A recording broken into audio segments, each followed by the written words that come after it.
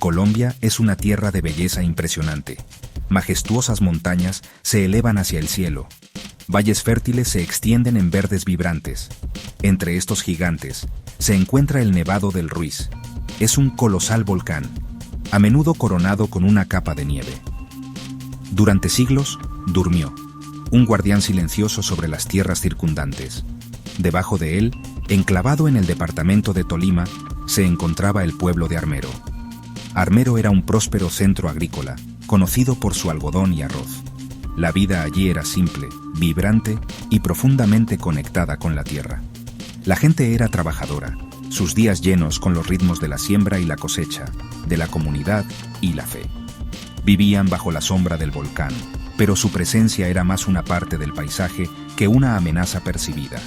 La fecha, 13 de noviembre de 1985, comenzó como cualquier otro miércoles en Armero.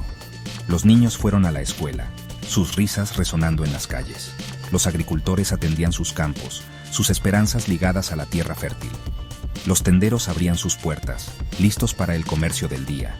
El aire era cálido, el cielo a menudo despejado, ofreciendo vistas del pico nevado a lo lejos. Pocos habitantes pensaban mucho en el poder geológico que yacía dormido tan cerca. El volcán había gruñido antes, temblores menores, bocanadas de vapor, pero estos, a menudo, se descartaban como el simple respirar de la montaña. Las profundas y antiguas advertencias incrustadas en su estructura no fueron completamente entendidas ni atendidas por el bullicioso pueblo de abajo, un pueblo lleno de vida y sueños. Armero era conocido como la Ciudad Blanca por su producción de algodón.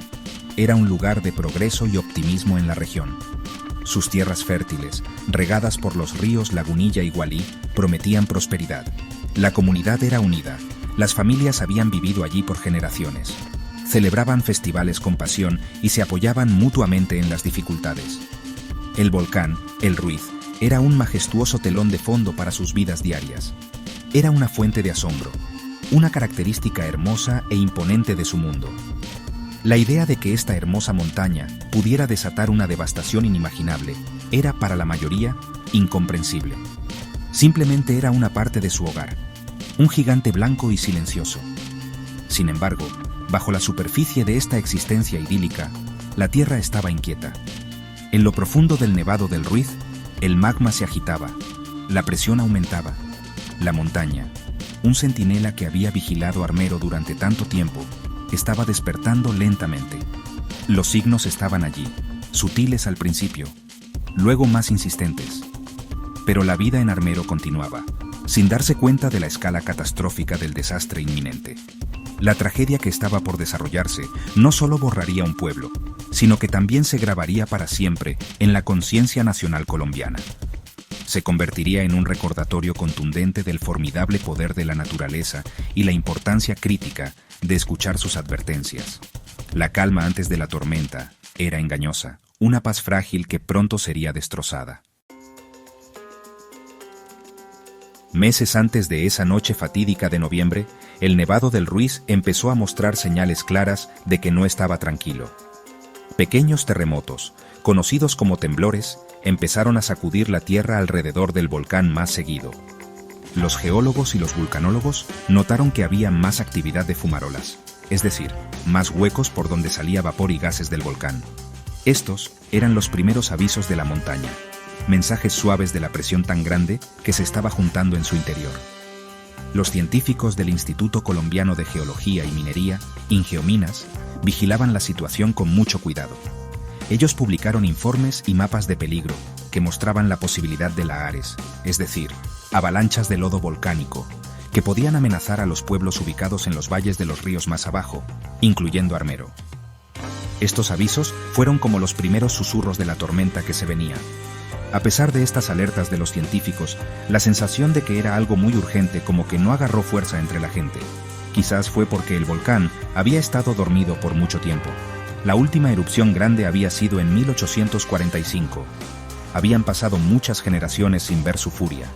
Explicar lo complicado que era el riesgo del volcán a la gente en general y a las autoridades locales fue un reto muy grande. Algunas autoridades le restaron importancia al peligro, quizás porque tenían miedo de problemas con la economía o de que la gente entrara en pánico. El lenguaje técnico de los informes de los científicos quizás no se entendió como un peligro claro y cercano para muchos de los que vivían allí. La montaña siempre había estado ahí, era algo conocido y que parecía inofensivo, y por eso era difícil imaginar que pudiera causar una destrucción tan grande. En septiembre de 1985 hubo una pequeña erupción freática que botó ceniza y vapor. Esto asustó un poco a la gente y se empezó a hablar por primera vez de planes para evacuar. Pero, como la actividad del volcán pareció calmarse un poquito en las semanas siguientes, la gente se volvió a confiar. Para algunos, el susto de septiembre se fue olvidando y volvieron a sus cosas de todos los días.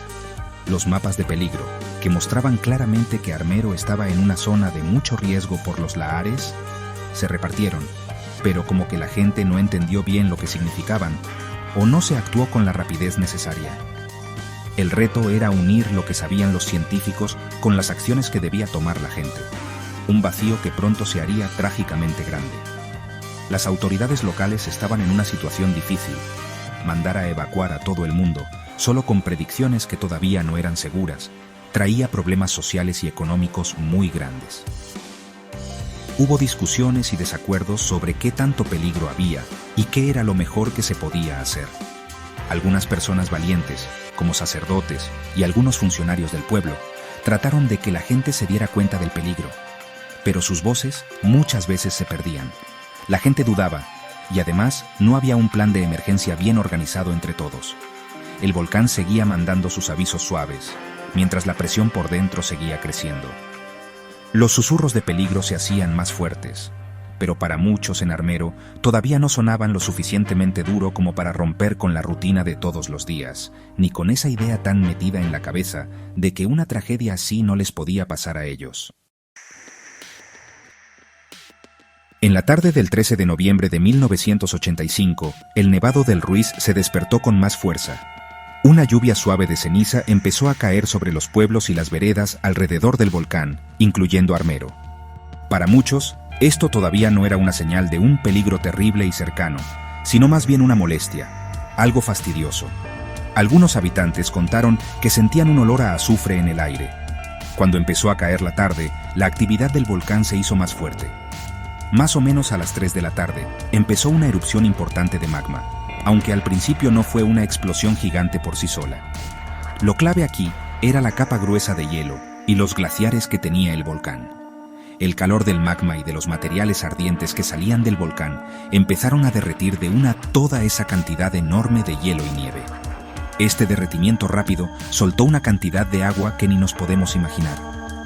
El agua derretida se mezcló con ceniza volcánica, piedras, tierra y los escombros que iba arrancando de las laderas del volcán.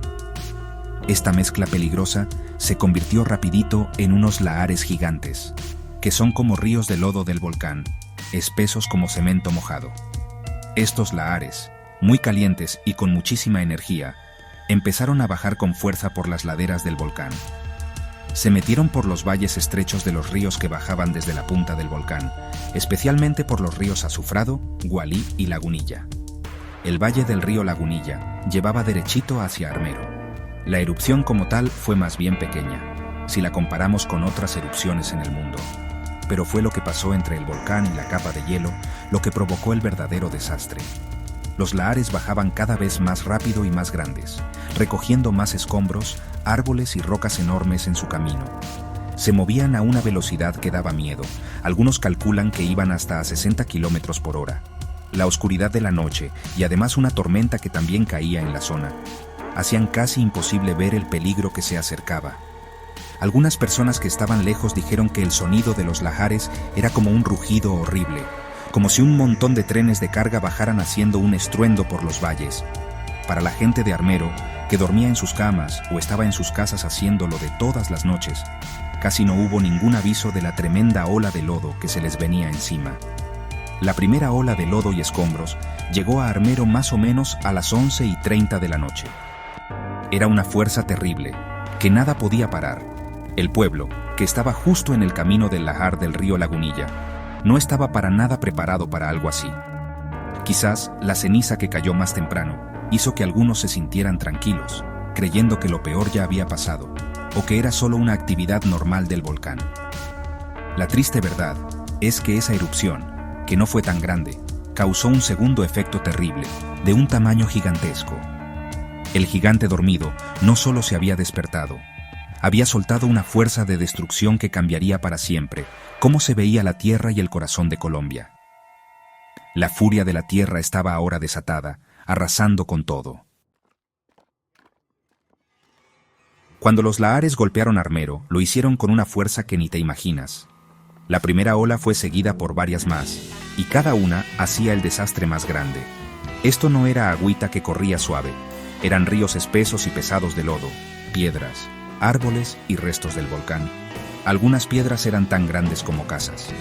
La fuerza era muchísima, capaz de barrer los edificios como si fueran de papel. Las construcciones de cemento quedaron destrozadas. Las casas de madera se deshicieron. Todo lo que hacía funcionar el pueblo, caminos, puentes, cables de luz, sistemas para hablar, desapareció en un momentico. Armero, que antes era un lugar lleno de vida, se convirtió en un sitio triste y de pesadilla, lleno de lodo y ruinas, en poquitas horas, como si se lo hubiera tragado la tierra. La oscuridad de la noche, junto con una tormenta y el aire lleno de ceniza, hizo que el miedo y la confusión fueran peores. La gente se despertó por el ruido terrible de los ríos de lodo que llegaban o por los gritos de sus vecinos. Muchos no tuvieron tiempo de hacer nada, ni pea dónde correr. El lodo, que en algunas partes tenía varios metros de alto, llenó las calles y las casas, atrapando a miles de personas. Era espeso y muy pesado, y por eso era casi imposible escapar si te agarraba. El pueblo estaba construido en un lugar plano por donde a veces se salía el río, justo en la salida del cañón del río Lagunilla, y por eso corría mucho peligro. Los mismos ríos que antes le daban vida a sus tierras fértiles se volvieron los caminos de su destrucción. ¡Qué cosa tan triste de la naturaleza! El tamaño del desastre era tan grande que casi no se podía creer. Más o menos el 85% de Armero quedó enterrado bajo el lodo. Casas, escuelas, iglesias, hospitales, todo desapareció debajo de esa capa espesa y gris. Las calles, que antes estaban llenas de gente, se volvieron caminos de escombros que no se podían reconocer. El lugar cambió tanto, pero tanto, que era difícil saber dónde había estado el pueblo antes. Los lahares no solo destruyeron, enterraron todo. Crearon un paisaje nuevo y aterrador, un mar gigante y callado de lodo que tenía atrapada a una ciudad. Esto no fue una inundación de esas que bajan, fue algo de la tierra que cambió el terreno para siempre y borró un pueblo del mapa en una noche terrible. Las poquitas construcciones que aguantaron un poco el golpe parecían fantasmas cuidando ese lugar tan desolado y grande. El hospital, aunque quedó muy dañado, fue uno de esos edificios. Sus pisos de arriba se volvieron un refugio temporal y desesperado para unos poquitos que sobrevivieron. Pero para la mayoría de la gente de Armero, no hubo forma de escapar. La rapidez y la fuerza de los lahares fueron demasiado grandes. El pueblo no solo quedó dañado, prácticamente desapareció, enterrado bajo toneladas de lodo del volcán. Esa avalancha se llevó su corazón, sus casas y su gente, dejando atrás una destrucción total que dejaría al mundo con la boca abierta. Sección 5. El saldo terrible. Cifras de una catástrofe. El costo humano de la tragedia de Armero fue, bueno, impresionante, y la marcó en la historia como uno de los desastres volcánicos más mortales del siglo XX. De una población de aproximadamente 29.000 personas que vivían en Armero, se calcula que 23.000 perdieron la vida. Esta cifra representa más de 3/4 partes de los habitantes del pueblo, un golpe terrible para la comunidad y para el país. Miles más resultaron heridos, sufriendo por el susto, con huesos rotos y raspaduras graves, por haber sido arrastrados por el lodo áspero y los escombros. La gran cantidad de muertos muestra lo completa y repentina que fue la destrucción causada por los lahares. Familias enteras desaparecieron y quedaron pocos para llorarlos o contar sus historias. La destrucción material fue igual de grande. Los lahares cubrieron un área de unos 40 kilómetros cuadrados, con Armero en el centro de esta destrucción. Más de 5.000 casas fueron destruidas. Además de las casas, 200 negocios, escuelas, hospitales e iglesias quedaron enterrados o fueron arrastrados. El golpe a la economía fue enorme. La agricultura de la región, que era muy importante, Quedó destrozada, con grandes pedazos de tierra buena para cultivar cubiertos por un lodo volcánico que no dejaba crecer nada. Muchos animales de granja murieron. Carreteras, puentes y cosas importantes como esas fueron destruidas, dejando la zona afectada sola y haciendo muy difíciles los primeros intentos de rescate y ayuda. Se calculó que el costo de los daños fue de cientos de millones de dólares, un golpe muy fuerte para la economía de Colombia en ese momento. Más allá de Armero, otros pueblos y veredas cercanos que estaban en el camino de los Lahares, como Chinchiná en el departamento de Caldas, también sufrieron pérdidas grandes, aunque no tan terribles como en Armero. En Chinchiná, que queda junto al río Chinchiná, otro lahar mató a unas 1.800 personas y causó muchos daños. Esto mostró que el peligro no estaba solo en un valle, sino que afectó varias salidas de agua alrededor del volcán. El número total de muertos por la erupción del Nevado del Ruiz, contando todas las zonas afectadas, fue de más de 25.000 personas. Esto la convirtió en la segunda erupción volcánica más mortal del siglo XX, superada solo por la erupción del Monte Pelé en Martinica en 1902. Las cifras pintan un cuadro terrible, pero no pueden mostrar del todo lo profundo del sufrimiento y la pérdida de la gente.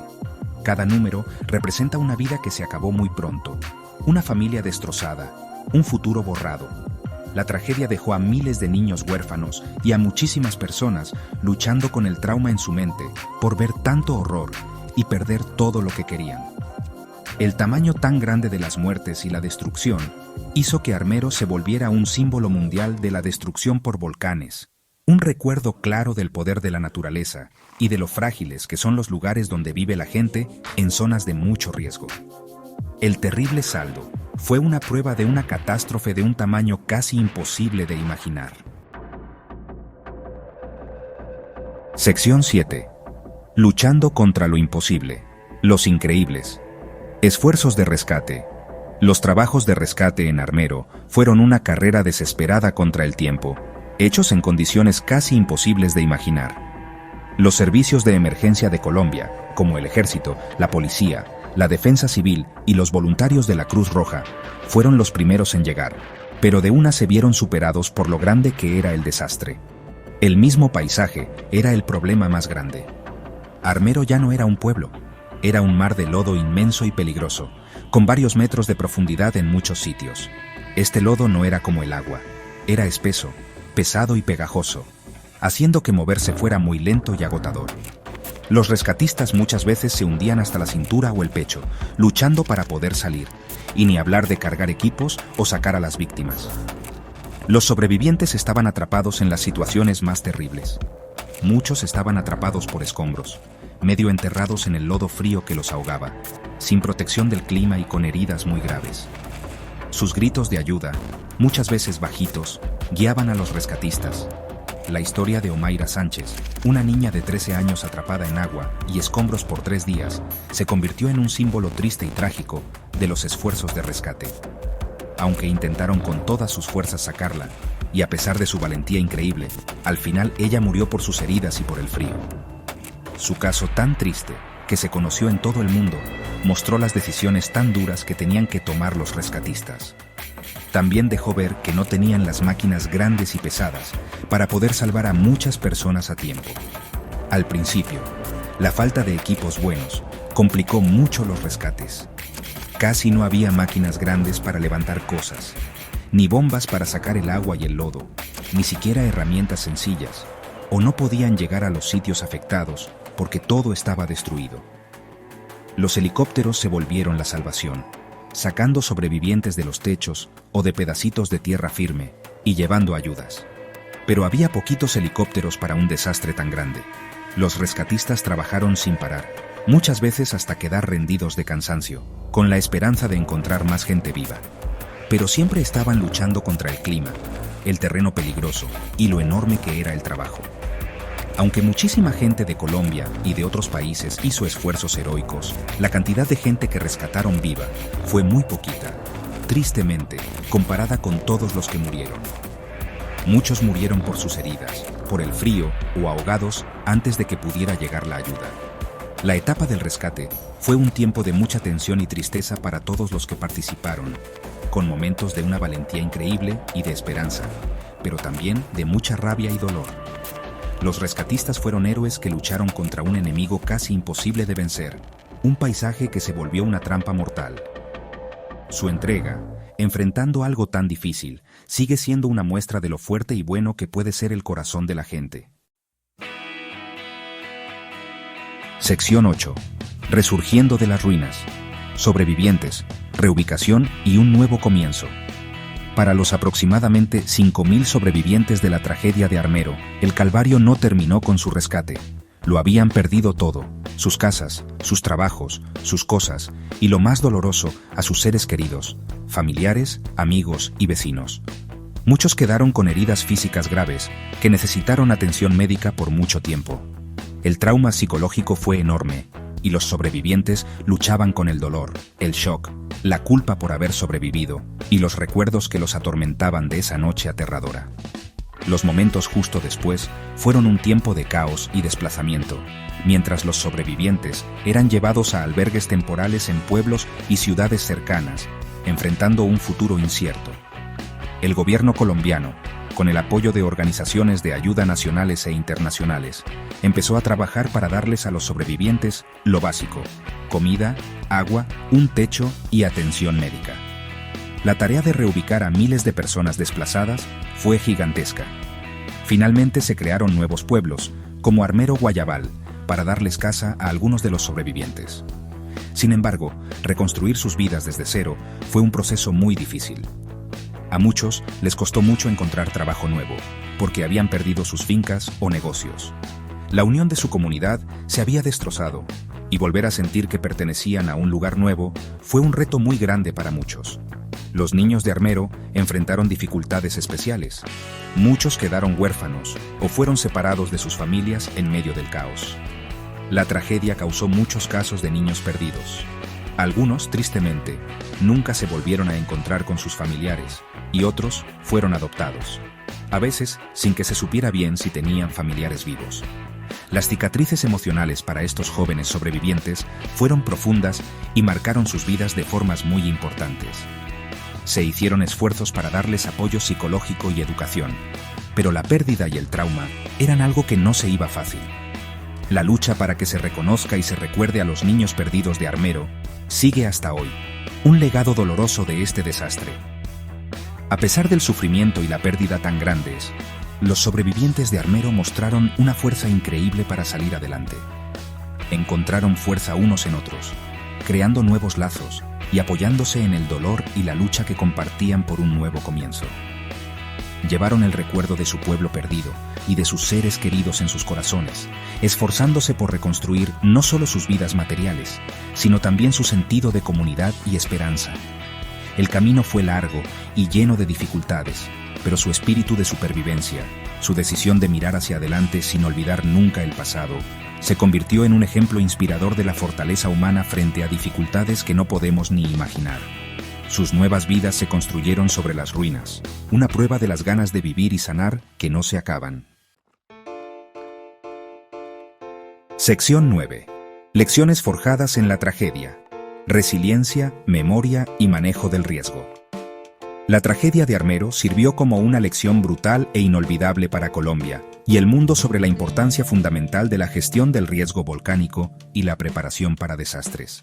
Después de la tragedia, se examinó con mucho cuidado los hechos que ocurrieron antes del desastre, incluyendo cómo se comunicaron las advertencias de los científicos y si los planes de emergencia eran suficientes.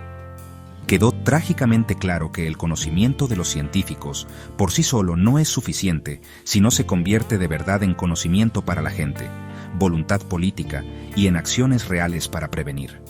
El desastre impulsó cambios muy importantes en la forma como Colombia enfrentaba los peligros naturales, y esto llevó a que se hiciera más fuerte su sistema nacional para manejar el riesgo de desastres.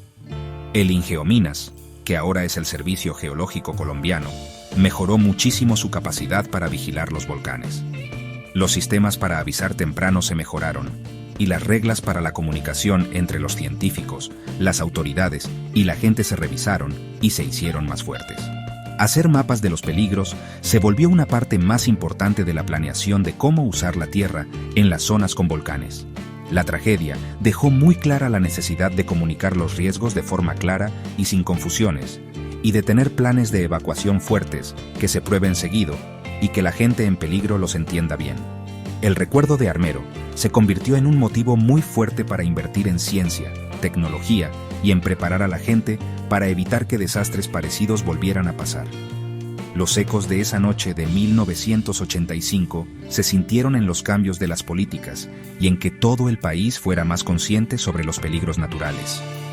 La resiliencia de los sobrevivientes de Armero y el recuerdo que no se borra del pueblo perdido también han sido muy importantes para formar este legado. Cada año se hacen conmemoraciones para asegurar que no se olviden las víctimas y que las lecciones de la tragedia sigan vivas en la memoria. Las organizaciones de sobrevivientes han trabajado mucho pidiendo medidas para prevenir desastres y apoyando a los afectados por otros desastres naturales que han ocurrido después en Colombia. Sus voces son un recordatorio constante del costo humano de no estar preparados. El lugar donde antes estaba Armero, ahora es un campo inmenso de lodo seco marcado con cruces y recordatorios sencillos. Es un lugar triste de peregrinación, un lugar para pensar en la pérdida, el recuerdo y el poder imparable de la naturaleza. Al final, las lecciones forjadas en el dolor de Armero son sobre algo más que solo los peligros de los volcanes. Nos hablan de la necesidad más grande de tener una cultura de prevención, de respetar el poder de la naturaleza y de asegurar que se proteja a la gente más vulnerable. Es un llamado a que los gobiernos sean responsables, a que se invierta para entender mejor la ciencia y para ayudar a crear comunidades fuertes que estén preparadas para enfrentar los problemas. Aunque el dolor de Armero nunca se podrá borrar, su legado puede ser algo que nos inspire a comprometernos a aprender del pasado, a honrar la memoria de los que se perdieron trabajando sin descanso para evitar que tragedias así vuelvan a suceder, y a construir un futuro más seguro para todos los colombianos que viven cerca de sus montañas hermosas, pero también peligrosas.